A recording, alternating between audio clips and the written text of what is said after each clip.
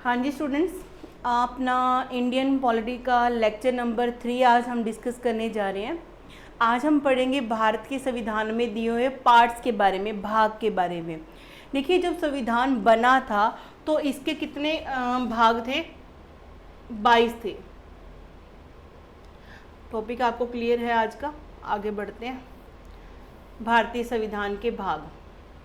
देखिए, जब संविधान बना था तब हमारे भाग कितने थे? मूल रूप से भाग कितने थे? 22 थे। ठीक है जी। और अब वर्तमान में कितने हैं? वर्तमान में 25 भाग है।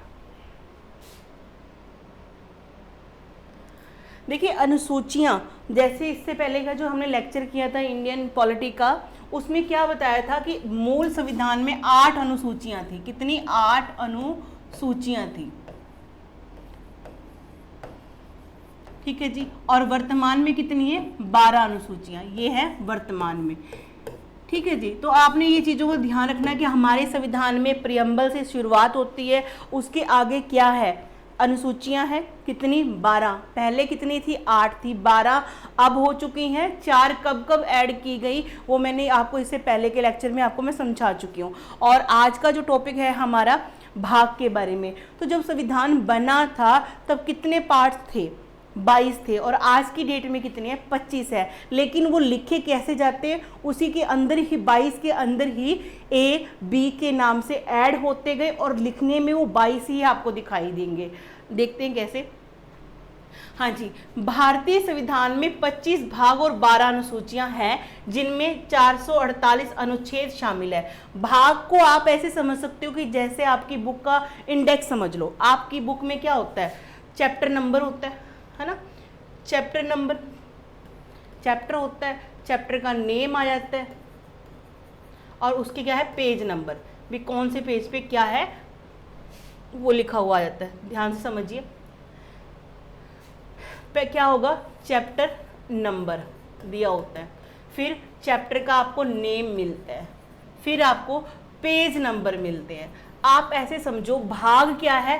चैप्टर का नंबर है। भाग 1 क्या है? चैप्टर का नंबर है। उसके अंदर लिखा क्या है? वो चैप्टर का नाम है।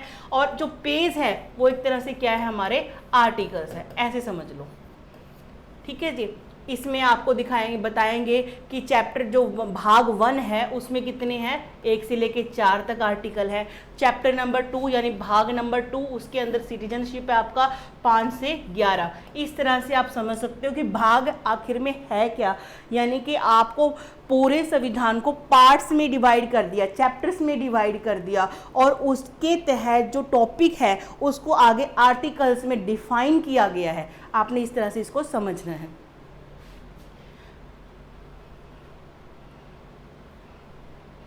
देखिए यहाँ पे, हाँ जी। तो कहते भारत का संविधान 26 नवंबर 1949 को संविधान सभा द्वारा अपनाया गया था। बिल्कुल अपनाया गया था, बनके तैयार हो गया था। लेकिन लागू कब हुआ? 26 जनवरी 1950। इन दोनों ही बातों में डिफरेंस है, आप ध्यान रखना इस चीज़ का। ठीक है जी। 26 नवंबर को बनके तैयार हो गया था और आपको संविधान सभा द्वारा इसको अपना लिया गया था। मूल संविधान में 22 भागों और 8 अनुसूचियों में 395 क्या है? अनुच्छेद हैं। 395 क्या है? अनुच्छेद हैं। मतलब मूल रूप से वो 395 ही रहेंगे, लेकिन जब कोई एडिशन होगी तो क्या करेंगे? उसको मान लो 394 में ऐड करना है, तो 394 पहले से है, 394 ए दे देंगे। तो मतलब कि मूलतः वो क्या 394 ही रह गया, उसके अंदर ए बी सी डी ऐसे करके ऐड कर दिया जाएगा। मूल संख्या 395 ही रह जानी है आपकी। तो आपको ये ध्यान में रखना है। आगे बढ़ते हैं। हाँ जी, अब मैं आपको डिटेल में आपको ये समझाने वाली हूँ भाग कहाँ से शुरुआत होती है, उसके अंदर लिखा क्या है और अनुच्छेद कौन कौन से है, और लास्ट में मैं आपको इसको याद करने की ट्रिक भी बताऊंगी। भाग 1 में यानी कि भाग 1 में क्या लिखा हुआ है? संघ और उसका राज्य क्षेत्र, एरिया वाइज, एरिया की बात की गई है। उसमें क्या है? The union and it's territory, the union and it's territory. और आर्टिकल कौन सा? 1 से लेके 4 तक इससे रिलेटेड है। भाग दो क्या कहता है, सिटीजनशिप के बारे में। अब एरिया आ गया, उसके अंदर कौन आएंगे, लोग आएंगे रहने के लिए, है ना। तो सिटीजनशिप आ गया। ये कितने अनुच्छेद में है, 5 से लेके 11 तक। सारे अनुच्छेद मैं आपको चैप्टर वाइज डिटेल में करवाऊंगी, ठीक है जी। तो आपको कोई टेंशन लेने की जरूरत नहीं, बड़े ही इजी वे में आपको सारे 395 के 395 आर्टिकल उंगलियों पे याद हो जाने हैं।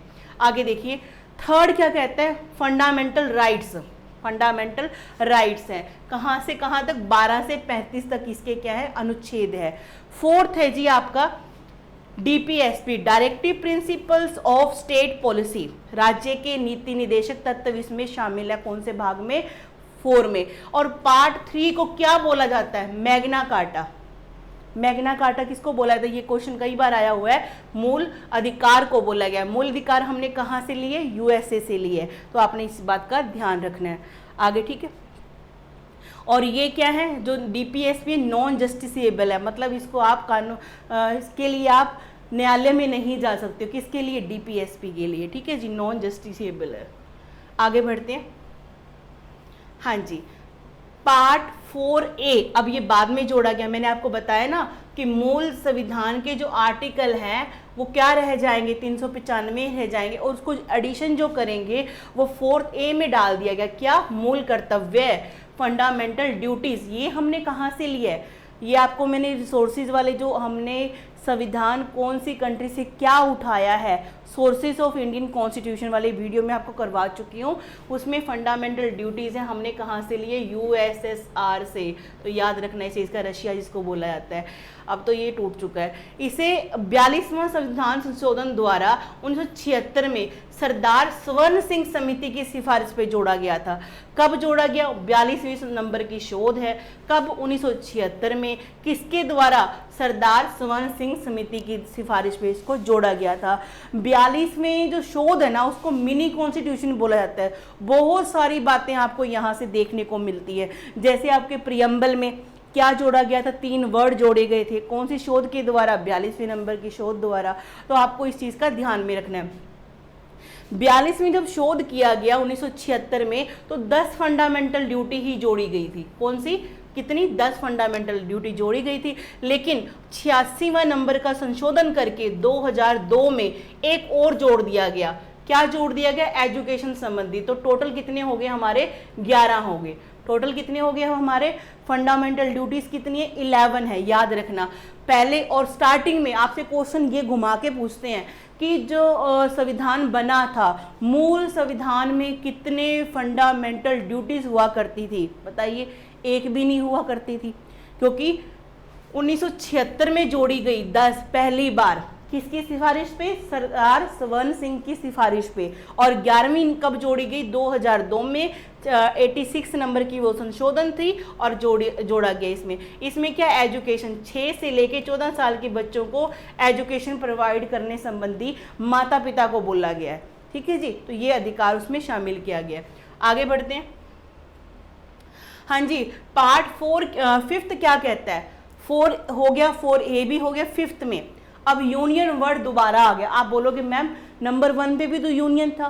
भाई नंबर 1 पे जो यूनियन है वो टेरिटरी, एरिया वाइज संबंधित है। किसका, इतना एरिया कैसे है, वो सारा संबंधित किससे है, पार्ट 1 से। लेकिन यहाँ पे गवर्नमेंट की बात आ रही है, कहाँ पे, पार्ट 5th में। इसमें क्या है, यूनियन गवर्नमेंट के बारे में बात करेंगे हम, ठीक है जी।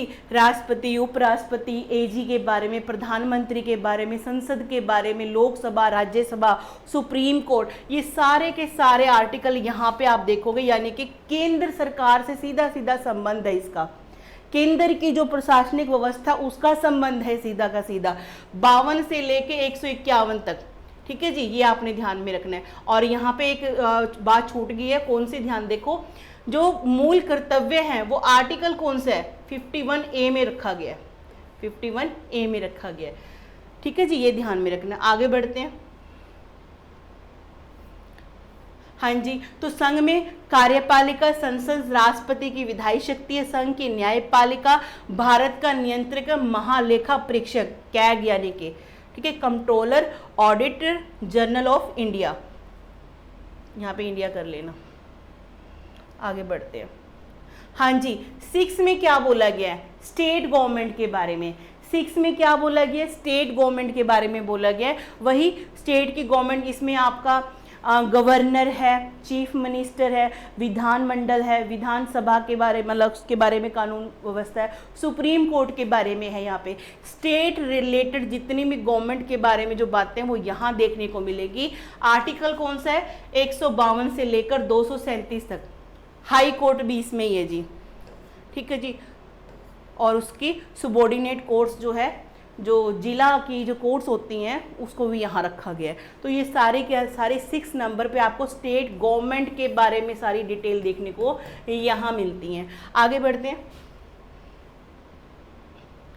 हाँ जी, 7th को क्या करना जी? निरस्त कर दिया गया, मतलब कि यहाँ से हटा दिया गया है और आपका जो आर्टिकल जो 1 to 4 है उसमें सम्मिलित कर दिया गया। तो आपका कब हटाया गया? 1956 में निरस्त कर दिया गया, डिलीट कर दिया गया।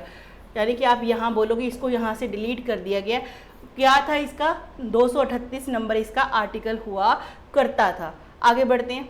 8वां, हाँ जी, यूनियन गवर्नमेंट हो चुकी है। स्टेट गवर्नमेंट के बारे में 6 नंबर पे पढ़ लिया। 5वें पे हमने क्या पढ़ा? यूनियन गवर्नमेंट के बारे में। 6वें भाग में क्या पढ़ा?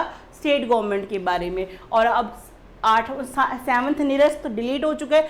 8वें में आपका संघ राज्य क्षेत्र। संघ राज्य क्षेत्र मतलब आपका union government, sorry union territories के बारे में। यहाँ पे यूनियन टेरिटरीज के बारे में हम पढ़ते हैं, ये आपने ध्यान में रखना है। आगे देखते हैं। 9th आपका बहुत इंपॉर्टेंट है, एग्जाम में मैक्सिमम ये क्वेश्चन पूछा जाता है। पंचायतें हैं जी। 9th में क्या है? पंचायतें। संविधान के 73वां संशोधन अधिनियम 1992 द्वारा अंतःस्थापित किया गया। मतलब कब शामिल किया गया? इसको परमानेंटली लागू कर दिया गया। कौन सा? 9th में, ठीक है जी, ये आपने ध्यान में रखना है। आगे बढ़ते हैं। 9th ए में क्या है? नगर पालिकाएं, म्यूनिसिपैलिटीज। म्यूनिसिपैलिटीज क्या है? 9th ए में दिया, जैसे 9th ए, 9th बी। अब याद रखना इस चीज को, ठीक है जी। नगर पालिकाएं, म्यूनिसिपैलिटीज। संविधान का संशोधन नंबर कौन सा? 74th। अधिनियम कौन सा? 1992। और 9th बी में क्या है? Cooperative societies, the cooperative societies, ठीक है जी। संविधान के 97 नंबर का संशोधन हुआ था कब? 2011 में इसको ऐड किया गया। तो ये याद रखना आप लोगों ने इस चीज को। आगे बढ़ते हैं। हाँ जी, अनुसूचित जो 10th नंबर है, 10th नंबर आपका है अनुसूचित और जनजातीय क्षेत्र के लिए, शेड्यूल और ट्राइबल एरिया है ना, उससे संबंधित क्या है? भाग 10 है। आपने याद रखना है शेड्यूल क्या है? शेड्यूल्ड एंड ट्राइबल एरिया संबंधित किससे? भाग 10 से है। 11 क्या कहता है? संघ और राज्यों के बीच में संबंध। 11 क्या कहता है? 11 क्या कहता है? Relation between union and state. किस तरह के? लेजिस्लेटिव और एडमिनिस्ट्रेटिव, 2 तरह के संबंध बताए गए हैं। कहाँ पर? भाग 11 में। और 1 और 1 11 रिलेशन, 1 और 1 11 रिलेशन बन गया, ठीक है जी। तो आपने इस तरह से इसको याद रखना है। और कौन कौन सा है इसमें? विधायी संबंधी। और ये आर्टिकल की आप इतनी चिंता मत करो, एक एक आर्टिकल आपको टिप्स पे करवाऊंगी मैं आपको, आप पूरा वीडियो ध्यान से देखिएगा। आगे बढ़ते हैं। हाँ जी, ये है अपना 11 हो गया।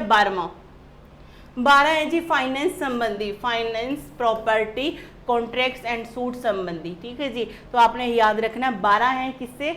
फाइनेंस संबंधी। इसको याद करने की ट्रिक भी मैं आपको बताऊंगी, बहुत इजीली आपको सारे याद हो जाएंगे। सारे के 12वां जो भाग है वो किससे संबंधित? फाइनेंस से संबंधित है। आगे बढ़ते हैं। हाँ जी, 13 किससे संबंधित है जी? व्यापार से।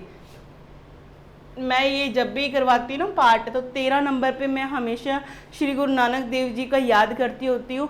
उन्होंने जब मोदी खाना में जब वो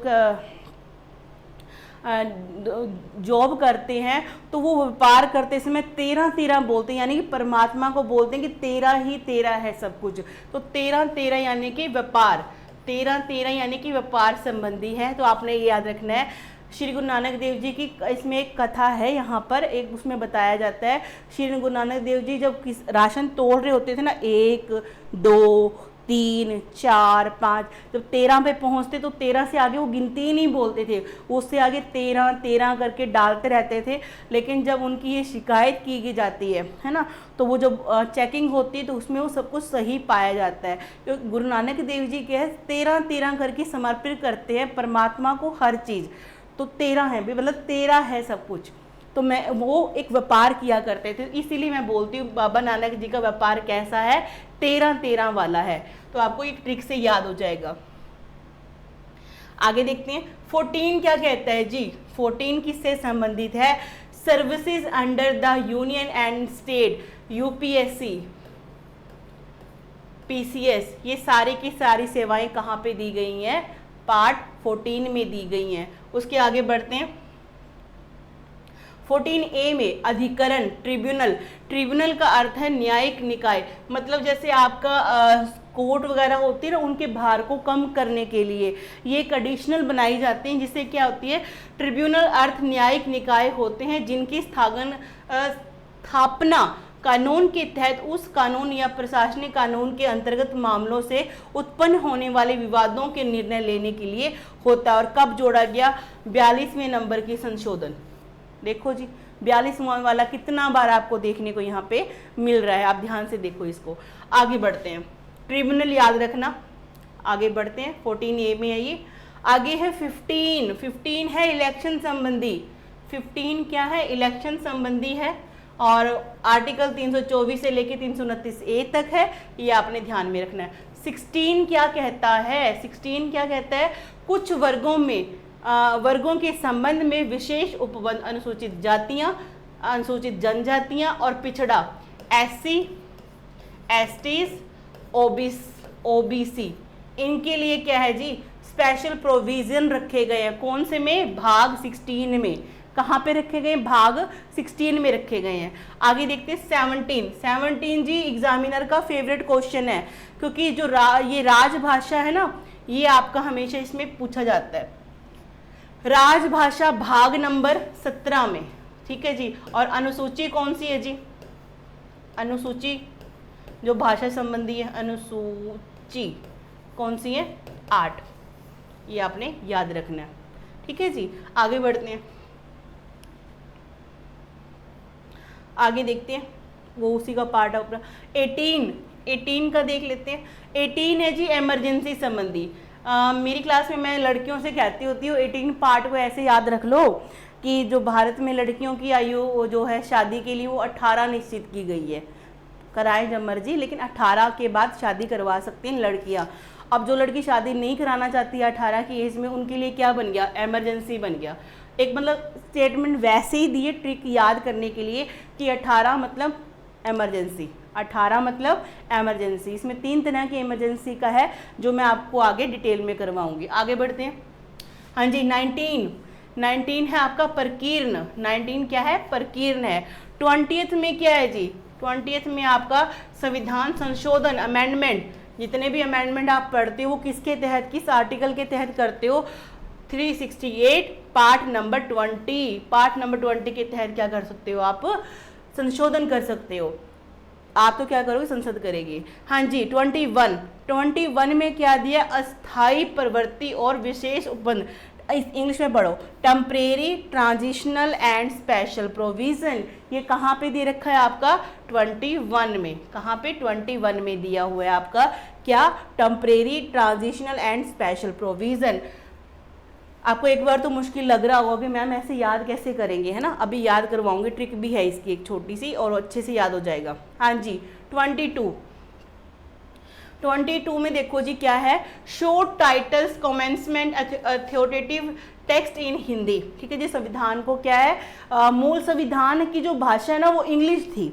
मूल संविधान की जो भाषा क्या थी, उसकी इंग्लिश थी। उसको बाद में हिंदी में क्या ट्रांसलेट किया गया। कहते इसे 58 नंबर संविधान संशोधन 1987 द्वारा जोड़ा गया। इसके तहत राष्ट्रपति के अनुमति से मूल संविधान जो अंग्रेजी में था इसे हिंदी में अनुवाद किया गया था।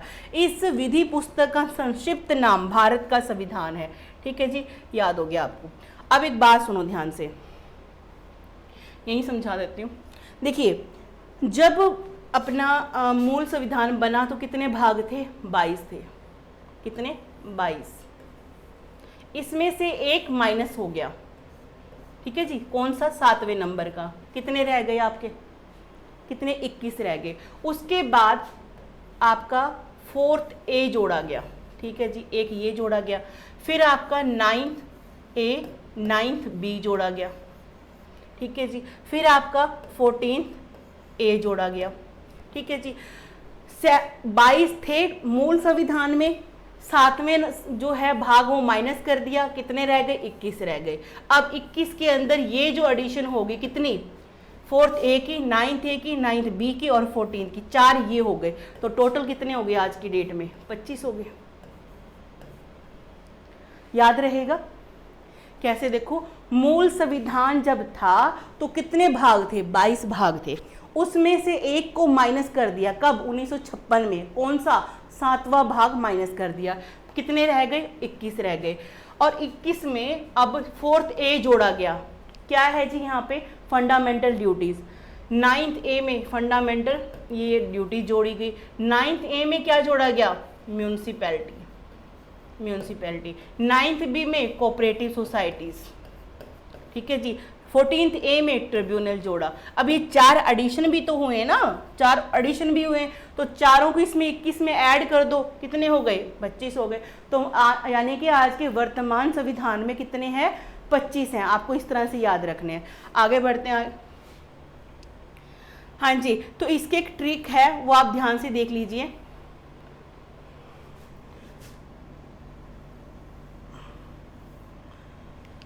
इसमें आपको 3 स्टेटमेंट याद रखनी है, 3 क्या रखनी है स्टेटमेंट, मतलब कि आप क्या है कहाँ रहते हो, अमेरिका रहते हो, यूएसए रहते हो, और आपका फ्रेंड कहाँ रहता है, यूपी रहता है, जिसका नाम क्या है श्याम है, और उसकी वाइफ का नाम क्या है रीटा है, ठीक है जी।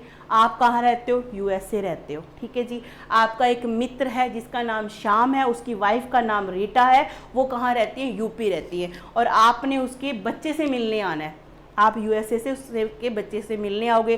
तो एक स्टेटमेंट मैं अभी याद कराती हूँ, देखो जरा, you can fly directly from US to UP to meet child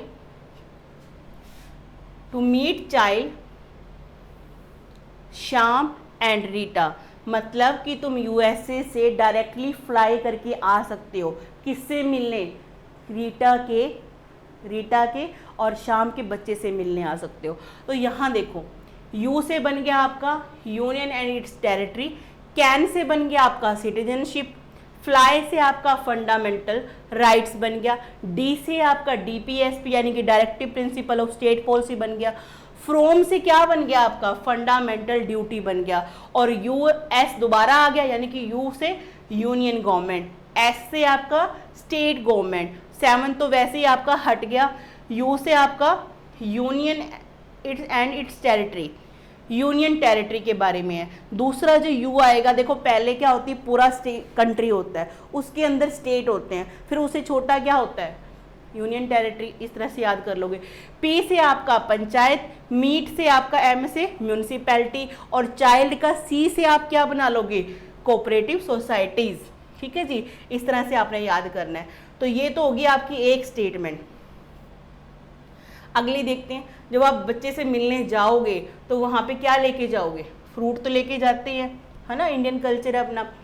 fruit taste sweet to eat, जब फ्रूट को खाओगे तो उसका टेस्ट कैसा होगा, मीठा होगा। Fruit taste sweet to eat, fruit taste sweet to eat, मतलब फ्रूट का जो टेस्ट है वो कैसा है, स्वीट है खाने में। एफ से क्या बन गया आपका फाइनेंस बन गया, इस तरह से आप नंबरिंग भी कर लोगे। टेस्ट से क्या बन गया आपका ट्रेड बन गया, एस से फिर आपका दोबारा यहाँ पे क्या बना सर्विसेज बन गया, और टी से आपका ट्रिब्यूनल्स, और आगे ईट से क्या बनेगा इलेक्शंस, और यहाँ पे ये जो आगे जो लाइन है वो ध्यान से देखो जरा, fruit taste sweet to eat, ये हो गया। सो इसलिए ओनली ईट मैगी, आपको क्या बोला गया है fruit taste sweet to eat, कि फ्रूट खाने में मीठा है इसलिए क्या करो, सो ओनली ईट मैगी, क्या खाओ मैगी खाओ, सो ओनली ईट मैगी। सो से क्या हो जाएगा अपना special provision relating to schedule caste, schedule tribe and backward classes के बारे में, ठीक है जी। ओ से क्या बन जाएगा आपका ऑफिशियल लैंग्वेज। ई से क्या बन जाएगा आपका 18 नंबर पे इमरजेंसी। मैगी से क्या बन जाएगा आपका, एम से मिसलिनियस, और ए से आपका एज टेस्टी स्नैक। उन्होंने क्या बोला कि आप मैगी खाओ, कैसे, एज अ टेस्टी स्नैक की तरह तौर पे। एज से क्या बन जाएगा अमेंडमेंट। टी से आपका temporary, transitional and special provision, और एस स्नैक से क्या बन जाएगा आपका शॉर्ट टाइटल्स, ठीक है जी। आगे बढ़ते हैं। एक बस मैं आपको एक बार फिर से समझाती हूँ, जब आपने ये लिखना है ना, लिखना कैसे है, काउंटिंग जब आप लिखोगे 1 2 3। आप बोलोगे मैम हमें क्या काउंटिंग आती नहीं, आती है भाई, लिखना ऐसे है, ठीक है जी। 5th 6th और 7th के आगे क्या लगा दोगे, क्रॉस लगा दोगे, क्योंकि ये हट चुका है। और फिर क्या लिखोगे 8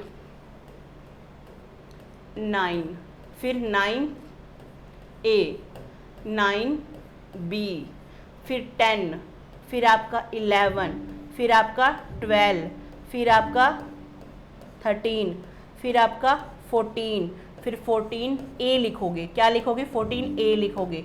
फिर आप लिखोगे 15 16 17 18 19 20 21 22, ये लिख लिए। ये लिखने में ऐसे लग रहा है कि 22 ही है, लेकिन इसके क्या है, कितने भाग बन गए, 25 बन चुके हैं। अब यहाँ पे करना क्या आपने, यू कैन फ्लाई, यू से यूनियन एंड इट्स टेरिटरी, ठीक है जी। कैन, यू कैन क्या आएगा, सिटीजन, ठीक है। फ्रॉम से क्या बन गया आपका फंडामेंटल राइट्स बन गया। और डायरेक्टली, जो वर्ड है आपका डायरेक्टली से क्या बन गया, fundamental duties, sorry fundamental duty नहीं आएगा, यहाँ पे आएगा directive principle of state policy. ये सारा ही उड़ गया, फिर से लिखते हैं एक बार। हाँ जी, यू कैन फ्लाई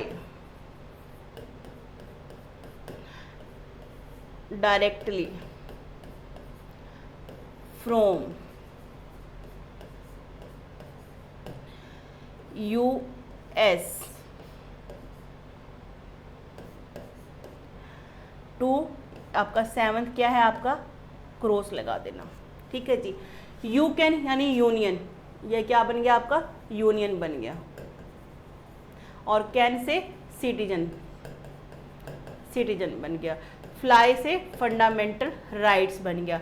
डायरेक्टली से DPSP, directive principle of state policy बन गया। फ्रॉम से फंडामेंटल ड्यूटीज यहाँ आएगा। और 5 से आएगा आपके यूनियन गवर्नमेंट, यहाँ पे आएगा फंडामेंटल, सॉरी यूनियन गवर्नमेंट। 6 में आएगा आपका स्टेट गवर्नमेंट, क्या आएगा, स्टेट गवर्नमेंट। और 7th आपका 1956 में क्या हो चुका है, हट चुका है यहाँ से। 8th देखते हैं, 8 में क्या आएगा, यूनियन टेरिटरीज के बारे में। 9th में क्या है जी आपका, पंचायत, ठीक है जी। 9th A में क्या है, म्यूनिसिपैलिटीज। 9th B में क्या है, कोऑपरेटिव सोसाइटीज। ये आपने याद करना है। You can fly directly from US to UP meet child, ठीक है जी। इन आपका 9th हो गया। 10th क्या इससे रिलेटेड आपका, SC STs के एरिया से रिलेटेड है। 11 में क्या लिखा हुआ है, 11 में क्या लिखा हुआ है जी, relation between union and state government, ठीक है जी। और 12th में क्या लिखा हुआ है? 12th में फाइनेंस, फाइनेंस। 13 में क्या लिखा हो याद करो, 13 पे क्या बताया था 13 में? Trade and commerce, trade and commerce. ठीक है जी, इस तरह से आपको ये याद रखना है। आगे बढ़ते हैं। 14 पे क्या था जी? 14 पे बताओ क्या था यहाँ पे? यहीं से याद कर लीजिए, ये सारा आपको मैं समझा ही चुकी हूँ। 14 में आपका सर्विसेज आ गया, 14 में ट्रिब्यूनल आ गया, 15 में आपका इलेक्शन कर लोगे आप। तो ये ट्रिक आपके लिए काम आएगी। एक बार ट्रिक को आप 2 बार लिख लेना कॉपी के ऊपर, और काउंटिंग भी वैसे ही लिखनी है, 1 2 3 4 4A, 5 6 7 7 पे क्रॉस, फिर 8 9 9 के बाद 9A 9B, 10 11 12 13 14 14A लिखना पड़ेगा आपको। इस तरह से आप लिखोगे, सारे के सारे ये ट्रिक से याद हो जाएंगे। आज के लिए बस इतना ही। जो मिलते हैं नेक्स्ट लेक्चर में आपके साथ, रिवाइज करिएगा अच्छे से।